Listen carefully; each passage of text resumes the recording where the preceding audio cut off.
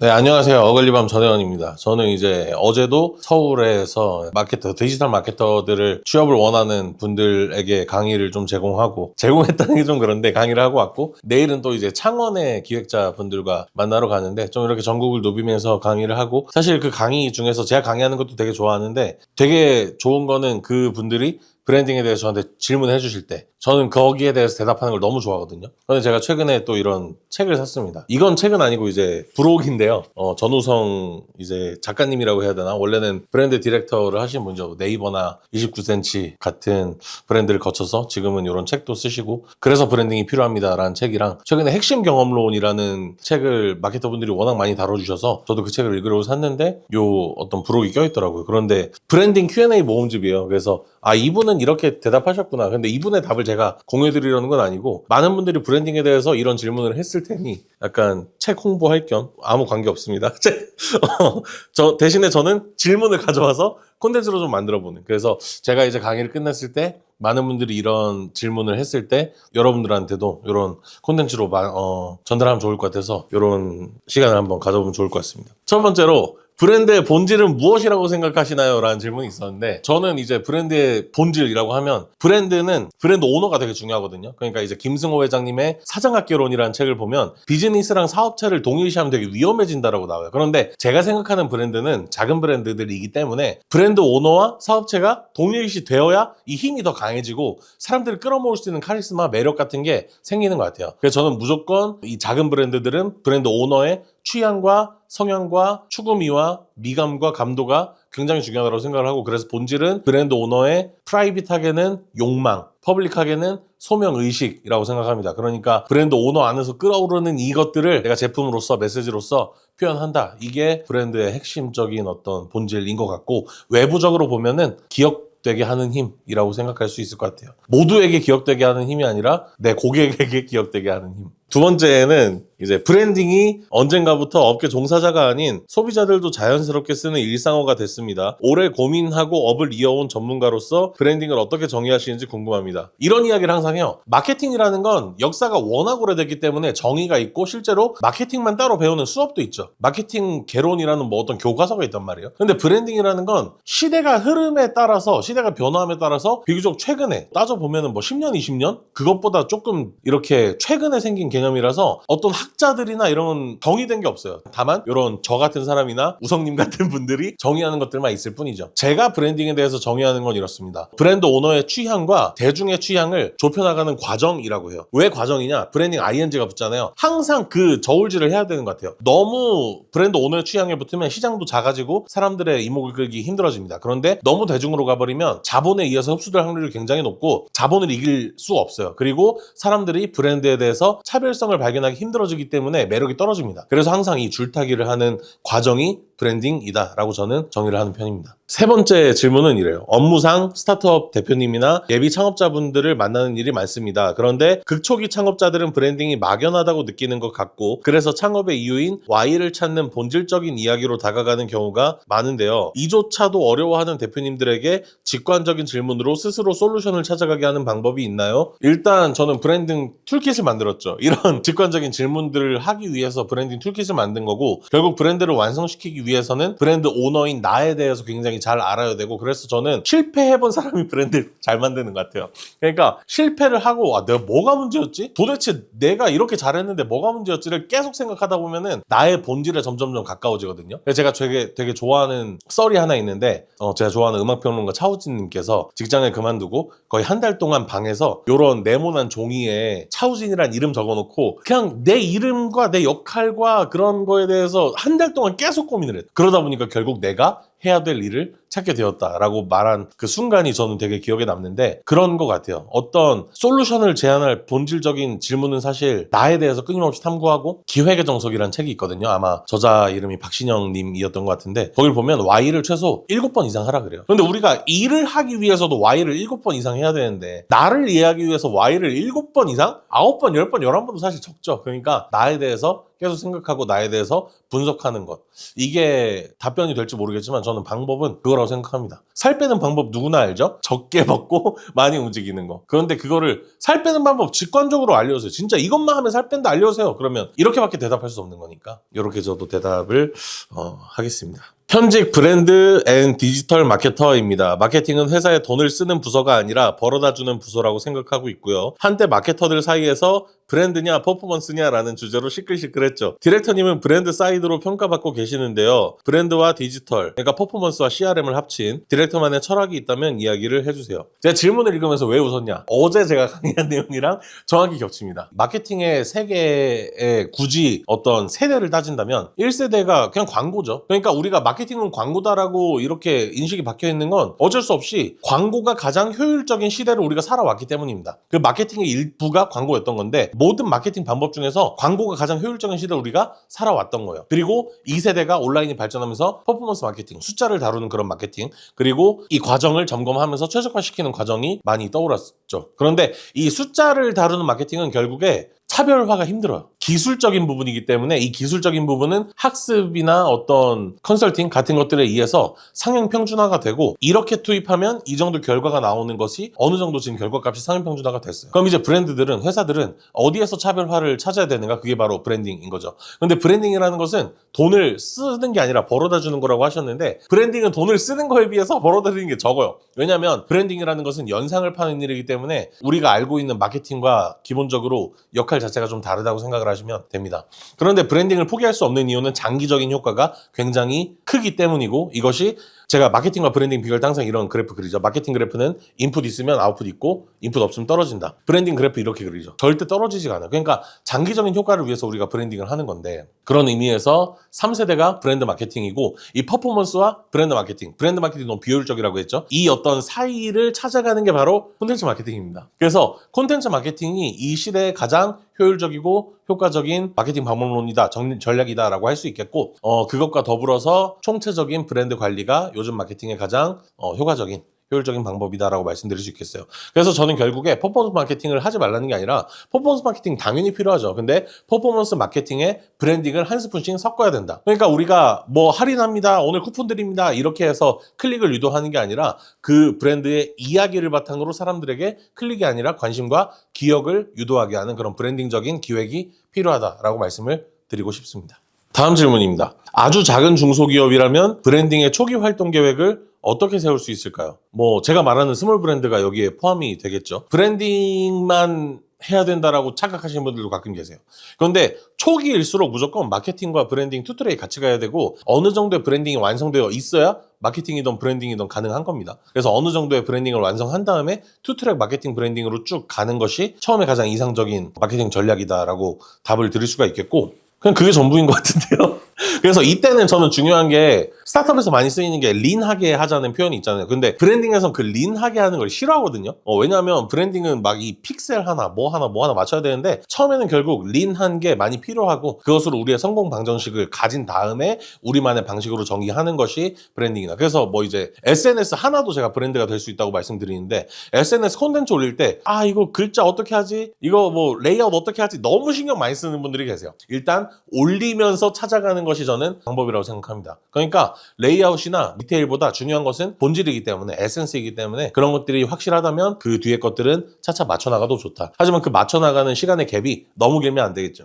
다음 질문입니다. 브랜딩을 할 때 숫자 혹은 성과에 집착하면 좋지 않은 이유는 무엇인가요? 브랜딩이라는 것의 가장 어떤 숙제라고 한다면 꾸준함입니다. 그러니까 브랜딩이라는 것은 끝나지 않아요. 우리가 폐업을 할 때까지 영원히 해야 되는 건데, 그렇다면 숫자에 관계없이 내가 오늘 한 일을 내일도 할 수 있을 것이냐에 대해서 무조건 오케이를 해야 된다는 거죠. 그러니까 내가 오늘 콘텐츠 올렸어? 그런데 오늘 아무도 안 보네. 그러니까 내일 그냥 안 올려야지. 이렇게 하면 브랜딩이 끝난다는 거죠. 가게 운영하는 것도 마찬가지죠. 오늘 내가 오픈을 했는데 손님이 한 명도 안 왔어. 내일 그냥 쉴래. 이러면 브랜딩이 끝나버리는 거죠. 그러니까 우리는 이 어떤 연속성과 통일성, 사람들이 우리한테 기대하는 것들을 주기 위해서 브랜딩을 하는 건데, 그것이 숫자, 성과에 의해서 깨져버리게 된다면 브랜딩을 하는 가치가, 의미가 하나도 없다. 그래서 저는 돈 잘 버는 사람 브랜딩 필요 없다고 하거든요. 그러니까 그분이 정말 내가 어떤 메시지를 갖기 위해서, 전달하기 위한 어떤 어떤 소명의식이 있다면 당연히 브랜딩 하면 좋겠지만 그런 게 아니라 그냥 나 돈 잘 벌어 나 지금 아무 문제도 없어 라고 하면 굳이 브랜딩 안 해도 되는 거예요.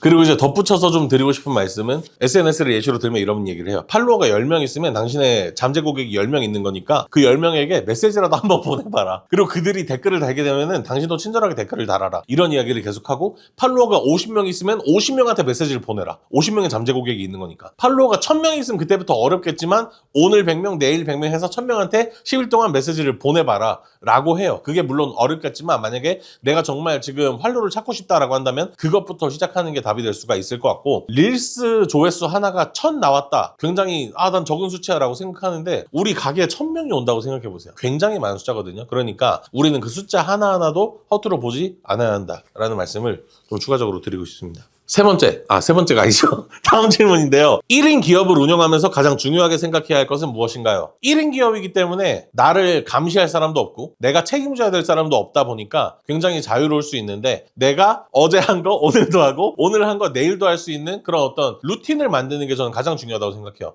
1인 기업이라고 한다면 사실 기업가라기보단 프리랜서에 가깝죠. 프리랜서는 너무 자유로운 것이 장점이긴 하지만 그것이 곧 단점이 될 수도 있기 때문에 나 자신을 일할 수 있는 환경에 그리고 내가 지속적인 브랜딩을 가능하게 할 수 있는 환경에 만들어 놔야 되고 그것을 위한 동기가 사실 가장 중요한 것 같아요. 그래서 내 동기를 뭐 책상에 써붙이던가 노트북에 가지고 다니던가 그렇게 내가 동기를 잃지 않을 수 있는 환경에 나를 강제적으로 묶어놓는 것 이런 게 가장 중요하다고 생각을 합니다. 돈도 없고 인력도 부족한 스몰 브랜드지만 제품 하나는 자신 있다면 어떤 브랜딩 전략을 쓰는 것이 좋을까요? 저는 제품이 유리하다면 먼저 브랜딩이라기보다는 마케팅을 좀 우선시할 것 같은데요. 그리고 카테고리 안에서 내가 진짜 어느 정도의 영향력이 생긴다면 그때부터 브랜딩을 해도 우리가 흔히 아는 브랜딩을 해도 늦지 않다. 카테고리의 한 영역을 차지한다는 것은 굉장히 좋은 일이기 때문에 우리가 시장을 선점할 수 있다면 그것을 먼저 할 수 있는 게 속도적인 면에서 우월할 것 같습니다. 그래서 내가 진짜 제품에 자신이 있다라고 한다면 그 제품만의 어떤 브랜딩이나 마케팅을 통해서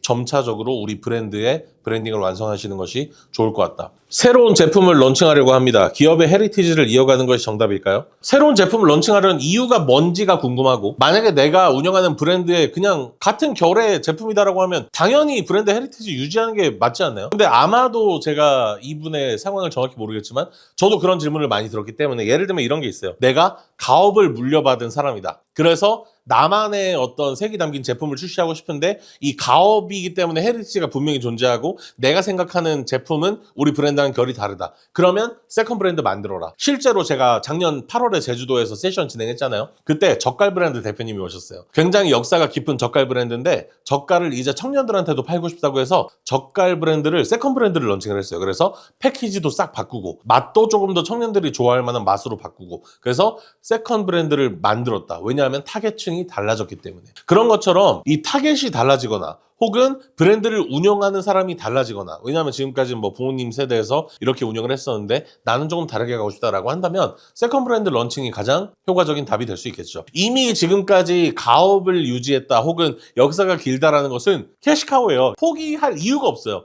그래서 이거는 이거대로 두고 나의 어떤 메시지, 나의 가치관을 담은 제품, 브랜드를 새로 내고 싶다라고 한다면 사실 크게 막 어렵지 않다고 생각을 하거든요. 이미 비즈니스를 해오신 분이라면. 그래서 그런 것들을 좀 추천드리는 바입니다. 브랜드 캠페인은 반드시 하는 게 좋을까요? 저는 이제 브랜딩의 어떤 단계를 따질 때 콘텐츠와 캠페인을 가장 마지막에 넣죠. 그러니까 브랜드의 인터널 브랜딩, 우리 브랜드의 임직원들이 가지고 있어야 할 어느 정도의 규칙이나 매뉴얼이 만들어지고 나면 그 규칙이나 메시지 매뉴얼들을 고객한테 전달하는 과정이 필요하죠. 여기에서 뭐 미션이나 비전 같은 것도 나올 건데 이 미션이나 비전은 매일 바뀌는 게 아니라 굉장히 장기간에 의해서 변화하게 되고 이것들은 고객들도 한 번 뭐 두 번 보고 말 거예요. 매일 우리 홈페이지를 들어와서 미션을 보는 고객은 드뭅니다. 거의 없습니다. 그래서 우리가 우리의 메시지나 어떤 철학이나 제품이나 이런 것들을 고객에게 꾸준히 전달할 수 있는 방법은 콘텐츠 그리고 캠페인이라고 하는 거예요. 이 온라인 전략이 콘텐츠고요. 오프라인 전략이 캠페인입니다. 그런데 오프라인 전략이 캠페인인데 오프라인에서 어떤 이벤트를 한다는 것은 굉장히 품도 많이 들고 자본도 많이 들 거예요. 그래서 무조건 하라고는 할 수 없겠지만 하면은 온라인보다 훨씬 더 좋은 오프라인 경험을 제공할 수가 있겠죠. 그래서 좋은 기회가 생기면 오프라인 어떤 캠페인 혹은 팝업 같은 것들을 여는 거는 물론 좋지만 그런 것들이 반드시 필요한 건 아니다. 초기에 먼저 오프라인을 하게 되면은 사람들이 알지도 못하는데 여기 와서 어떤 경험을 줄 수가 있겠어요. 그래서 온라인으로 충분히 우리 브랜드에 대한 어떤 것들을 알렸다고 생각했을 때 오프라인에서도 충분한 어떤 고객이 올 것이다라고 예상할 때 그때 우리의 이벤트, 캠페인 같은 것들을 열었을 때 효과가 훨씬 더 좋을 것 같습니다. 디렉터님 세미나를 듣고 책도 읽으며 열심히 브랜딩 공부를 하고 있는 마케터입니다. 실패한 브랜드 캠페인, 괄호치고 예산 대비 예상 수치를 밑도는 캠페인을 운영 관리하는데 적절한 방법이 있을지 궁금합니다. 저는 마케터의 가장 중요한 역량이 기획자적인 역량이라고 생각을 하고 그 기획자적인 역량 중에 또 가장 중요한 어떤 파트는 가설을 세워보고 그 가설을 검증하고 최적화하는 루틴에 있다고 생각을 해요. 그래서 이 캠페인도 정확한 어떤 목표, KPI가 뭔지 모르잖아요, 제가. 그리고 이 질문 주신 분도 KPI가 뭐 예산을 밑도는 수치라고 하셨는데 내가 드린 예산에 비해서 매출이 안 나왔다라고 그걸 무조건 실패로 삼기에는 우리가 할 일은 너무나 많다. 우리가 생각해야 되는 거예요. 예를 들어서 매출은 낮은데 뭐 찐팬이 진짜 한 100명 생겨서 장기적으로는 우리에게 수익 극대화를 가져다 줄 수도 있는 거죠. 그런 것처럼 우리가 못 보는 어떤 것들이 많기 때문에 이 캠페인의 목적을 정확히 알고 그 목적에 따른 KPI를 설정한 다음에 그것을 관리하는 것이 마케터의 역할이라고 생각을 합니다. 그래서 내가 이거를 단순히 매출이 안 나와서 실패했다라고 정의하기보다는 이 목적에 내가 부합을 했느냐, 정확히 부합한 활동을 했느냐. 만약에 매출이 안 나왔다 혹은 뭐 예상 수치보다 낮다라고 한다면 그 과정에서 목적을 달성하기 위한 어떤 일련의 활동 중에 롤아웃 중에 어떤 것들이 빠져있냐를 분석하는 것이 조금 더 좋은 관리하는 방법이 될 수 있지 않을까라고 생각을 합니다. 퍼스널 브랜딩을 할 때 가장 중요하게 생각해야 할 요소는 무엇인가요? 저는 퍼스널 브랜딩이 작은 브랜드의 브랜딩과 별반 다르지 않다고 생각을 하거든요. 그래서 결과적으로는 본질적으로 나라는 사람에 대한 이해도가 가장 중요하고 그것을 누구는 백문백답 같은 것들 책을 이렇게 풀면서 판단할 수도 있겠고 누구는 그냥 가만히 음악 들으면서 술을 마시면서 생각을 할 수도 있겠고 그러다 번뜩이면서 누구는 혼자 여행하면서 깨달을 수도 있겠고 내가 언제 일이 가장 잘 되고 내가 언제 번아웃을 극복할 수 있게 되고 내가 언제 가장 번뜩이는 아이디어를 낼 수 있게 되는지 이런 것들을 알아가는 모든 과정이 퍼스널 브랜딩에서 가장 중요하다고 생각을 하는데 결과적으로 이제 교과서적인 답을 하나 준다면 그 사람의 어떤 매력이거나 그 사람의 전문성 둘 중에 하나가 좀 맥스치를 찍어야 되는 것 같아요. 그것이 어떤 쪽의 전문성이든 어떤 쪽의 매력이든 매력이라는 것도 정말 수만 가지 매력이 있잖아요. 외모가 매력일 수도 있고 그 사람의 어떤 어법이 매력일 수도 있고 저는 이동진 평론가는 정말 말하는 거 하나하나가 다 매력이라고 생각을 하고 뭐 누구는 미감이라고 해야 될까? 그런 것들을 골라내는 능력이 매력일 수도 있는 거고 그런 점에서 육각형 인간이 요즘에는 조금 더 소외되고 있잖아요, 오히려. 그런 점에서 한 가지 분야에 조금 더 전문성을 가지고 매력을 가진 사람들이 특화가 되는 것 같아요, 어떤 분야에서. 브랜딩을 진행할 때 조직의 의사결정 과정이 궁금합니다. 톱다운 의사결정과 바텀업 의사결정 중에서 경험적으로 어떤 게 더 좋다고 생각하세요? 저는 이거를 이제 큰 기업을 경험해보지 못했으니까 제가 스스로. 그런데 저는 이제 어글리밤이라는 작은 조직에서 제가 모든 것들을 방향키를 쥐고 결정을 하고 이제 탑다운 방식으로 진행을 하죠. 그런데 사실 저희 같은 작은 조직이나 개인뿐만 아니라 저는 큰 조직에서도 탑다운 방식이 옳은 것 같아요. 적어도 브랜딩이라는 것에 한해서는. 왜냐하면 브랜딩이라는 것은 규칙을 정하고 매뉴얼을 정하고 우리의 어떤 약속을 정하는 건데 그거를 누구나 제한할 수 있고 바텀업 방식으로 하게 된다면 흔들릴 수밖에 없고 이것이 좀 타협에 가까워지는 것 같아서 탑다운 방식이 절대적으로 브랜딩에서는 필요하지 않나라는 생각이 듭니다. 다음 질문입니다. 브랜딩을 위해 이것만큼은 하지 않는 게 좋다고 할 만한 것이 있나요? 팔랑귀. 브랜딩이라는 건 정말 올곧은 이런 나무처럼 우리가 지켜야 되는 거고 사람들이 뭐라 하던 간에 내가 맞다고 한 어떤 일종의 고집과도 같다고 저는 생각을 해요. 그런데 사람들이 요즘엔 이게 좋아요. 요즘엔 이게 잘 팔려요. 그래서 이렇게 가볼까? 타협을 하게 되는 순간 뾰족함이 사라지기 때문에 브랜드로서의 어떤 매력이나 권위나 위상 같은 것들이 사라진다고 생각을 해요. 그래서 내가 브랜드 오너로서 혹은 브랜드의 어떤 근무한 종사자로서 마케터로서 우리 브랜드를 지키기 위해서는 정확한 기준이 필요하다. 아무리 나에게 돈을 많이 줘도 얼마 주냐에 따라 다르겠지만 우리에게 돈이 되고 이득이 되는 어떤 캠페인이건 계약이건 그럴지라도 이것이 우리 브랜드의 어떤 이미지 손상을 초래할 것이다 라고 생각이 된다면 그것을 어떤 잘하는 결단력 같은 것들이 필요한 거죠. 그래서 정확한 어떤 가이드가 있는 것이 브랜딩을 할 때 가장 중요하다라고 생각을 합니다. 그래서 많은 사람들이 월세 내기에도 힘든데 브랜딩 왜 하냐라고 하는 게 이런 데서 좀 발생하는 것 같아요. 그런데 저는 정말 어려울 때는 브랜딩이 오히려 정말 독이 된다고 마찬가지로 생각을 하고 제가 이야기하는 브랜딩은 그런 것들과 다르다는 점을 해명을 하고 싶어요. 전문가로서 좋아하는 브랜드가 있으신가요? 만약 있다면 좋아하는 이유는 무엇인가요? 저는 일단 F&B 쪽에서 요즘 굉장히 마케터들 사이에서 핫한 크라이치즈 버거가 진정성 면에서 그리고 브랜딩 면에서 마케팅적인 면에서 골고루 잘하고 있다고 생각을 하고 그것이 실적으로 이어지는 것 같아서 너무 멀리서나마 기쁘다고 생각을 하고 있고 제가 예를 드는 브랜드들이 항상 있어요. 콜린스, 퍼즈플리즈, 오피스 제주, 그 다음에 리플레이 뭐 이런 것들이 항상 있거든요. 네, 그런 것들이 제가 좋아하면서 잘한다고 생각을 하니까 저도 자꾸 그런 것들을 소비하게 되고 좀 그런 것들이 아닌가. 네. 이건 질문이 너무 특이해서 특이하다기보다는 좋아요. 제가 살아가고 싶은 삶의 방식, 가치관이 담긴 브랜드와 대중이 좋아하는 브랜드 사이에서 고민하고 있습니다. 내가 좋아서 하는 일과 대중을 위한 일 사이에서 거리를 좁힐 방법이 있을까요? 그게 브랜딩인데요. 그러니까 이 질문에 대한 답은 브랜딩을 하시면 됩니다 라고 할 수 있을 것 같아. 그게 정확히 브랜딩을 하는 거니까. 그런데 그 좁히는 과정 전체를 브랜딩이라고 말씀드렸는데 그것이 뭐 콘텐츠로서 내가 대중들한테 앞에 나서는 것일 수도 있고 아니면 제품에 대한 어떤 타협 지점을 잘 골라서 사람들한테 만들어내는 것일 수도 있고 예를 들면 제가 제일 충격받았던 지점은 이거예요. 예를 들어서 저는 굉장히 크리에이티브한 브랜드라고 생각을 했어요. 제가 운영한 어글리밤이. 어글리밤의 대표 제품 뭐가 돼야 될까라고 생각해서 저는 약간 캐릭터 넥타이 같은 거 포멀하면서도 캐주얼한 그런 넥타이 같은 거 만들면 어떨까라고 생각을 했는데 크리에이터들이랑 말하면 다 이런 걸 얘기하거든요. 그런데 마케터들이랑 얘기하잖아요. 네이버 검색어 도구를 킵니다. 거기에서 잘 팔리는 아이템을 찾아요. 어글리밤 팔아야 될 거는 넥타이가 아니라 이 아이템이다. 왜? 팔리는 걸 팔아야 되거든. 근데 그 팔리는 걸 누구의 목소리로 파는 거예요? 어글리밤의 목소리로 파는 거예요. 이런 과정에서 여러 가지로 대중과 나 사이에 거리를 좁힐 수가 있더라. 식음료 브랜딩 디자이너입니다. 일상생활에서 브랜딩 인사이터를 얻는 좋은 방법이 있을까요?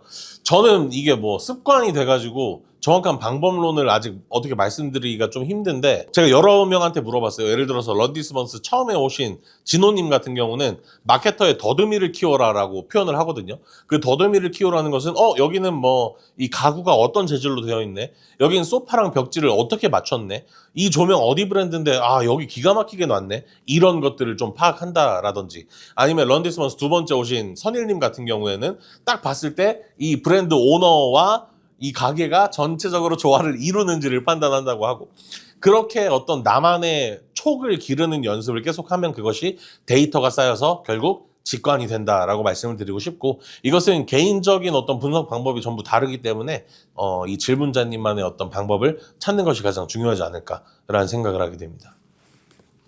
브랜딩이 기업의 이익을 위한 도구를 넘어 인간의 삶에 실질적인 가치를 더하는 역할을 할 수 있다고 생각하시나요? 그렇다면 그 역할은 무엇인가요? 제가 항상 요즘 강의를 시작할 때 하는 말이 있어요. 사업에 대한 정의를 한번 내려보세요. 그러면 10중 8구는 이윤 창출이라고 대답합니다. 그런데 이윤 창출은 사업의 정의가 아니라 사업의 목적이거든요. 사업의 정의는 뭐죠? 프라블럼을 발견하고 세상에 존재하는 많은 프라블럼을 발견하고 그것을 우리 기업만의 방식으로 해결책을 제시해서 그 대가로 화폐를 버는 시스템, 이 사업입니다. 그런데 이 사업이라는 것은 브랜드를 포함하고 있어요. 그런데 이 브랜드가 해결하는 문제는 막 기아 문제, 식량 문제, 인구 문제 이런 게 아니라 우리의 정말 작고 소중한 소속감, 뭐 취향, 추구미 이런 문제거든요. 제 노트북에 스티커가 왜 이렇게 많겠어요? 이 브랜드를 소비함으로써 난 이 브랜드의 소속감을 가지고 이 브랜드를 좋아하는 사람들과 함께 교류하고 싶고 어떤 우리만의 세계관에서 좀 인정받고 싶은 그런 욕구를 담은 소비인 거예요. 그런데 브랜드는 이런 것들을 소비하기 때문에 이런 소비를 쭉 거슬러 올라가면 이 브랜드를 만든 사람의 문제의식이 있을 거예요. 그 브랜드를 만든 사람의 문제의식을 공유하는 거죠. 우리가 그래서 세상에 이득이 된다. 왜냐하면 솔루션을 제안했기 때문에 브랜드님이. 그래서 어떤 영역의 문제를 해결하셨나요? 라고 물어보면 그것은 브랜드마다 다르기 때문에 브랜드의 역할이 다르기 때문에 답을 할 수가 없죠. 정말 다양한 곳에서 문제를 해결할 수 있지만. 다만 브랜딩을 한다는 것은 나의 문제를 꺼냄으로써 누군가의 문제를 같이 해결할 수 있는 도구가 분명히 된다라고 말씀을 드리고 싶어요. 끝이네요.